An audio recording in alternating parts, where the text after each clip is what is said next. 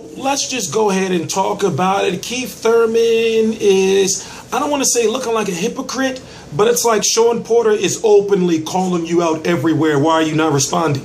Now we know Keith Thurman wants Floyd Mayweather. We know Floyd Mayweather is fighting Andre Berto.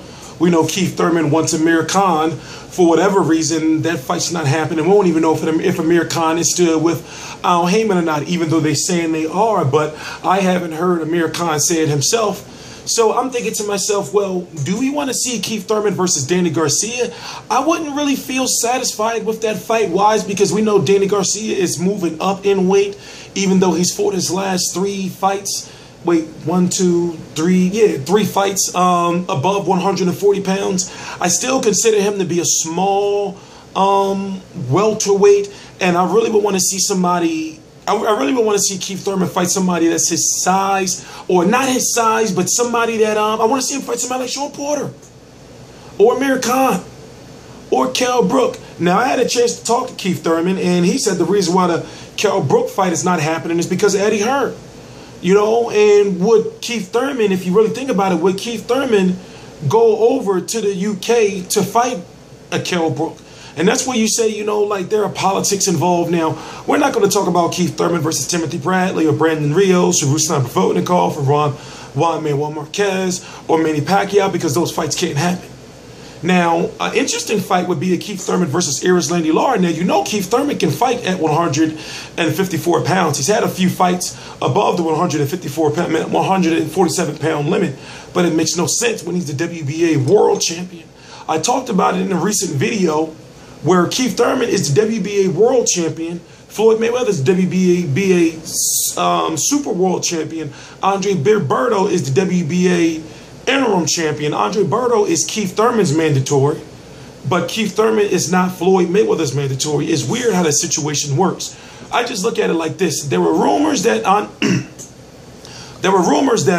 my voice is coming back. I've been doing a lot of treatments and everything. If you can tell, lately my voice has been getting a lot better.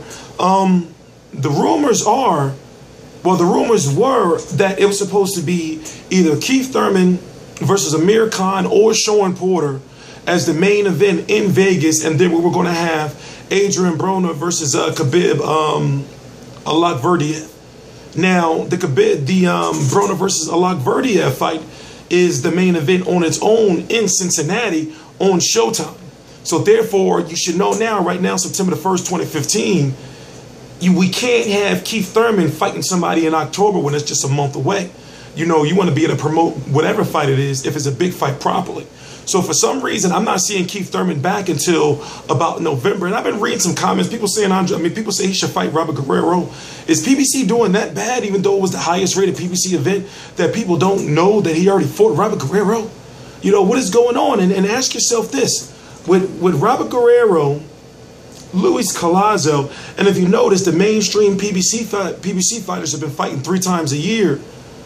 I believe that he needs to fight, you know, a big fight next. A lot of fans were upset that he was fighting Luis Collazo, but he said, Keith Thurman out of his own mouth, is that was the only name he was given. You know, now what I've learned with Al Heyman fighters after doing research is that Al Heyman will give you 1 name, 2 names, 3 names, and he say, do you like pick one of these guys you want to fight, and it's up to you to pick.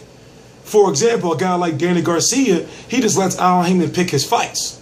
Simple as that. But when it comes to guys like Keith Thurman, and I forgot who else said it, that, you know, you're offered a certain amount of names, you know, and then it's up to you to pick out of those 3 or 4 names that he give you. And I'm thinking right now, well, Shawn Porter and Kenny Porter, they're all over the internet, all on, you know, the Boxing Voice, Fight Hype, and everywhere saying, well, yeah, we contacted, you know, we want to fight Keith Thurman, but we haven't heard from him.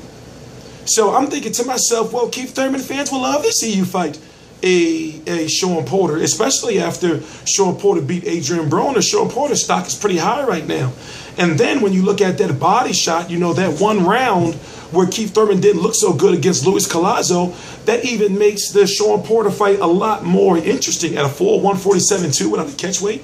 It's crazy.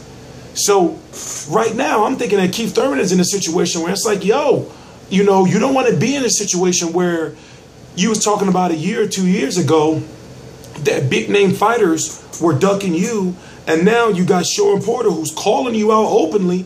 You're under the same banner. It's like, why won't you fight Shawn Porter? Is that not one of the names that Al Heyman is giving you? Is Al Heyman stopping the fight? Let us know, Keith Thurman, because he's been very vocal about everything else, and now he's been quiet as a kitchen mouse. I'm T-Street Controversy. This is T-Street Controversy Live with RealCombatMedia.com. It's looking like, and put it together. Right now we're in September. It's looking like Keith Thurman may be back in like December. And, it's not looking like he's going to be back in October. I say late November, December. This is T-Street Controversy Live with RealCombatMedia.com, and I cover every single major fight live. Please subscribe.